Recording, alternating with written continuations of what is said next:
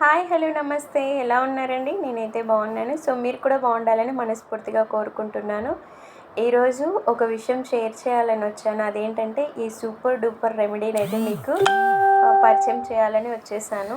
ఏంటంటే మేము non veg తిన్నా, ఇంకా పప్పు రసము ఇవన్నీ బోర్ కొట్టేసినప్పుడు ఈ చట్నీ చేసుకుంటామండి. ఇదొక్కటి చాలనిపిస్తుంది. ఎందుకంటే అన్నీ తిని బోర్ అయిన ఆ నాలుకకి ఈ ఈ చట్నీ చాలా రుచిని అందిస్తుంది. ఎందుకో మరి ఏదైనా తిండిని ఇష్టపడి తింటేనే కదండి అది ఒంటికి పడుతుంది, మనసుకి నచ్చుతుంది. సో అలాగా మాకు ఎప్పుడైనా ఇలా అనిపించినప్పుడు మా ఇంటిల్లిపాదిని ఈ చట్నీనే ఇష్టపడతాము. ఇది అన్నిట్లోకి సెట్ అవుతుంది.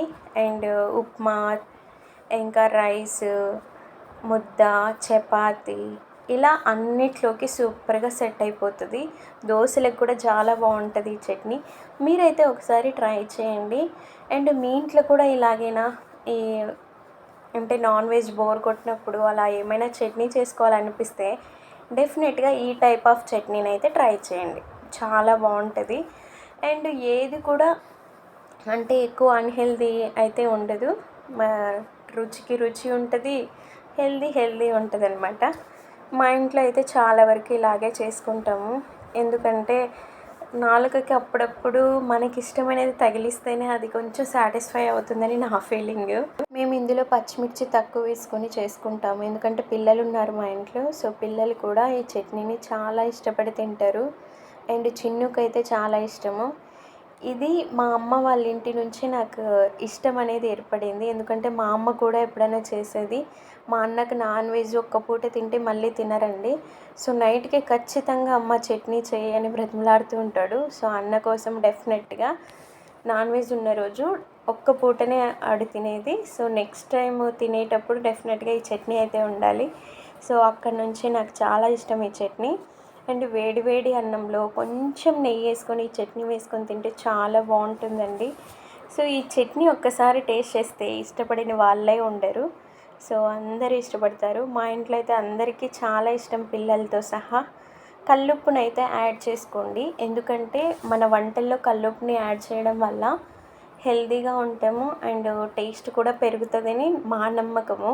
మా అత్తయ్య వంట చేసేటప్పుడు ఏందమ్మా నొసిప్పేస్తారు, కల్లుప్పు వేసుకోవచ్చు కదా మంచిగా ఉంటుంది అంటారు. ఎందుకంటే వాళ్ళ అలవాటు అది, వాళ్ళకి హెల్దీ నాన్ హెల్దీ అని తెలియదు కానీ ఇది వేస్తే మంచిగా టేస్ట్ ఉంటుంది కదా అని అలవాటు వాళ్ళకి. సో పెద్దవాళ్ళు ఏం చెప్పినా కూడా, తెలిసి చెప్పినా తెలియక చెప్పినా కూడా అది అందులో మంచే ఉంటుంది.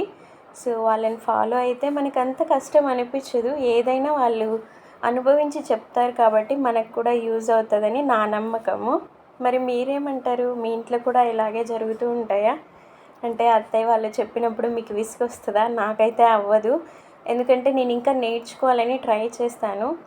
అంటే వాళ్ళు చెప్పే ప్రతి సంభాషణలో మనకంటూ ఏదో ఒక టిప్ యూజ్ అవుతుంది. సో దానికోసం నేను ఏం చెప్పినా కూడా కొడుతూ ఉంటాను. అందులో మనకి ఏదైనా అవసరం అనిపిస్తే నేను తీసుకుంటాను. అలాగని నెగిటివ్స్ అసలు తీసుకోనండి. ఎందుకంటే కష్టం కదా మరి నెగిటివ్స్ తీసుకుంటే. సో పాజిటివ్గా వెళ్తుంటే మన లైఫ్ కూడా పాజిటివ్గా ఉంటుంది. ఇలా చట్నీ అంతా పక్కకు పెట్టేశాక ఎంతమంది ఇలా గోళంలో అన్నం వేసుకునేసి కలుపుకొని తింటారు? నాకైతే చాలా ఇష్టము. మా అమ్మ వాళ్ళ ఇంట్లో 2 వదినలు ఉన్నారు నాకు. సో ఆ వదినలు అయితే నేను పడుకున్నా కూడా లేపి మరీ ఇలా కలిపి పెట్టేవాళ్ళు. ఆ డేస్ అయితే నాకు గుర్తొస్తున్నాయి. థ్యాంక్ యూ సో మచ్ వదిన. ఆ డేస్ని నేను మర్చిపోలేను. అండ్ ఇలా ఒకసారి ట్రై చేయండి, చాలా బాగుంటుంది.